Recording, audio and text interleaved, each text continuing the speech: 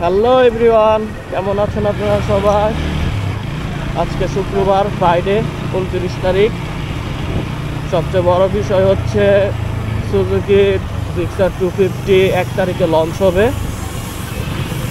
3টা থেকে 5টা পর্যন্ত প্রোগ্রাম, এটা কনফার্ম করে বলে দিয়েছে। তো ডেটটা ওরা কনফার্ম বলা নাই, কিন্তু আমি জানতে পারছি ডেট 3টা থেকে 5টা পর্যন্ত গুলশানে প্রোগ্রাম হবে। গুলশানে তেজগাঁও লিঙ্ক রোড, যেখানে আমরা রয়্যাল এনফিল্ডের শোরুমে গেছিলাম, ওখানে যে কোনো একটা জায়গায় প্রোগ্রামটা হবে, লঞ্চিং প্রোগ্রাম। তো শেষমেশ তারা বাইক লঞ্চ করেই দিল, খুব ভালো একটা বিষয়। কিন্তু আমি আর একটা জিনিস আপনাদেরকে আপডেট দিয়ে দেই, সুজুকি 250-তে ইন্ডিয়াতে যে এখন যে 250টা আছে 23-এর বা 24-এর মডেল, ওইটাতে মিটার কনসোলটা হচ্ছে নিউ মিটার কনসোল। ওইটাতে এক্স কানেক্টিভিটি আছে, কিন্তু বাংলাদেশে যে সুজুকি 250টা লঞ্চিং করতেছে ওইটাতে কোনো এক্স কানেক্টিভিটি নাই, মানে ওইটাতে আপনারা কোনো ফোন কানেক্ট করতে পারবেন না। আর নতুন 250-তে মিটার কনসোলটা হচ্ছে বড়, এই মিটার কনসোলটার ডিসপ্লেটা হচ্ছে একটু বড়, একটু ব্রাইটনেস সুন্দর, কালার সুন্দর, ওইটাতে ইনফরমেশনও অনেক। কিন্তু আমাদের দেশে যে 250টা লঞ্চ করতেছে ওইটা নর্মাল জিক্সারে যে মিটারটা দেওয়া, ওই সেম মিটারটা দিয়েই তারা 250টা লঞ্চ করতেছে।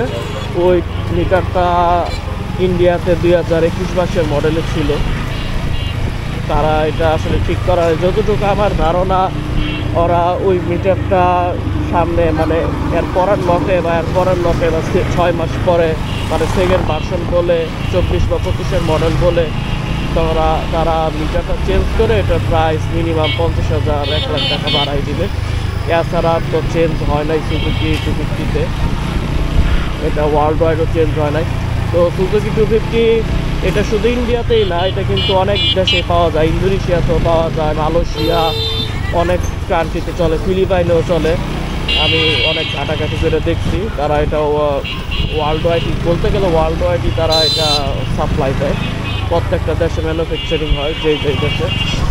আর এর থেকেও মজার বিষয় হচ্ছে ইন্দোনেশিয়াতে, যদি আপনারা ইন্দোনেশিয়ান ওয়েবসাইটে ঢুকে দেখেন সুজুকি ওয়েবসাইটে, তো দেখতে পারবেন ইন্দোনেশিয়ান ওয়েবসাইটে জিএসএক্সআরের প্রাইস 250 থেকে কম, আর জিএসএক্সআরের প্রাইসের থেকে বেশি হচ্ছে 250 প্রাইস। মানে ইন্দোনেশিয়াতে 250 যদি আপনারা কিনেন তো জিএসএক্সআরের থেকেও বেশি প্রাইস পড়বে। আর বাংলাদেশে আমি প্রাইস আগেই বলছিলাম 4.5 লাখ টাকায় তারা এটা লঞ্চিং করতেছে। আর জিএসএক্সআর 250 আপনার জিক্সার 250 ওইটা হবে 4 লাখ, আর জিক্সার SF 250 ওইটা হবে 4.5 লাখ। আশা করি এরকমই হবে, 1 টাকাও আশা করি কম বেশি হবে না, বা হতেও পারে, কিন্তু হলেও 5,000 10,000-এর বেশি হবে না, এটা আমি শিওর। কারণ আমি প্রাইসটা কনফার্ম হয়ে বলছি আপনাদেরকে, আমি শোরুমে যা জিজ্ঞাসা করছিলাম ওরা আমাদেরকে কনফার্ম প্রাইসই জানাইছে। তো বাইক ভালো আছে, 1 তারিখেই লঞ্চ হওয়ার পর 1 তারিখেই তারা ডেলিভারি দেওয়া শুরু করে দিবে অনেক জায়গাতে। আর যারা অন্য অন্য ডিস্ট্রিক্টে বা একটু দূরে শোরুমে যারা প্রি বুকিং দিচ্ছে তারা হয়তো 2 তারিখ থেকে ডেলিভারি পাবে। আমিও দেখি আল্লাহ ভরসা কবে কিনতে পারি, আমার ইচ্ছা আছে 250টা নেওয়ার, প্রাইসে কম। আর এখন বাইকের মার্কেট তো খুব অস্থিতিশীল, একদম নষ্ট হয়ে গেছে বাইকের মার্কেটটা, যার কারণে এখন আসলে অত দাম দিয়ে বাইক না কেনাটাই ভালো মনে করি। যেমন R15, ওইটাতে পাওয়ার, ওইটার হিসাবে পাওয়ার বেশি, কিন্তু দাম যদি বিবেচনা করি আমরা ওইটাতে কোনো পাওয়ারই নেই, যেটা হচ্ছে সত্য কথা। দেখা যাক, বাইক আসুক মার্কেটে, আমরা ওইটার রিভিউ অবশ্যই বানাবো। আমরা আজকে আশেপাশে এমনি বের হইলাম, আমার সাথে আমার বন্ধু আছে নজরুল। নজরুল কী করছো তুই? ও গান শুনতেছে। কি করে ওই জায়গায়?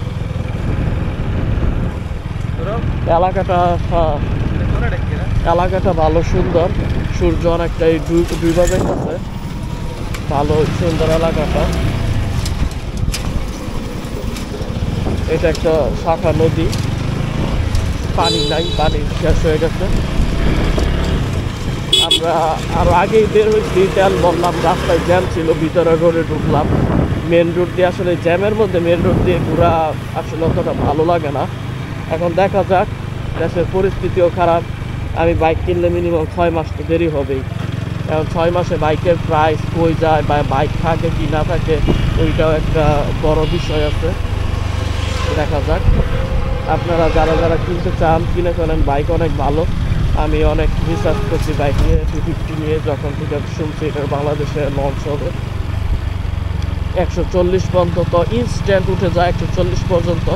এরপরে 150 উঠে, একটু 140-এর তুলনায় একটু স্লো উঠে, কিন্তু ইজিলি 150 উঠে। এরপরে একটু স্ট্রাগল করে।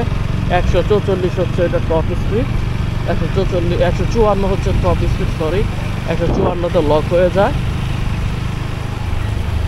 আর GSX-R 250ও বাংলাদেশের আসার কথা ছিল, কিন্তু ওইটা এখন আমার মনে হয় না আসবে, কারণ ওইটা ডুয়াল সিলিন্ডারের একটা গাড়ি। নজরুল, GSX-R 250 ডুয়াল সিলিন্ডার না?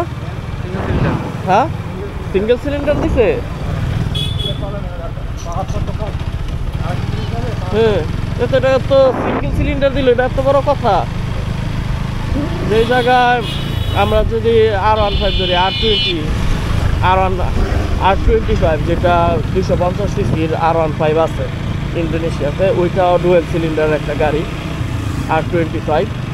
এরপর আমরা যদি CBR 250 ধরি, CBR 250 একটা ডুয়েল সিলিন্ডারের গাড়ি। চমৎকার পাওয়ার, চমৎকার 42 PS হর্স পাওয়ার।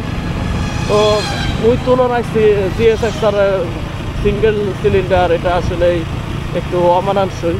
অবশ্য GSX-R যেটা বাংলাদেশের সিঙ্গেল সিলিন্ডার আছে, ওইটাই যেই স্পিড দেখায়, ওই তুলনায় হয় 250 হয়তো বা ওদের দুইটাকে খায়া দিতেই পারে, এটা অসম্ভবের কিছুই নাই। তো যাই হোক, এটা মূল কথা হচ্ছে 1 তারিখে জিক্সার লঞ্চ হচ্ছে। আপনারা সবাই দেখেন, আমি ভিডিও ছাড়বো, দেখি যদি যাই। আর কিনেন ভালো বাইক, অবশ্যই ভালো বাইক আসুক, আমি ওটা রিভিউ করবো ইনশাল্লাহ। তাহলে আজকে এই ভিডিওতে এখানে এন্ড করতেছি। এই জিক্সারের আপডেটটা এর জন্য আসছিলাম আজকে। আলবিদা বন্ধুরা, আল্লাহ হাফেজ। সাবস্ক্রাইব করবেন চ্যানেলকে। Thank you.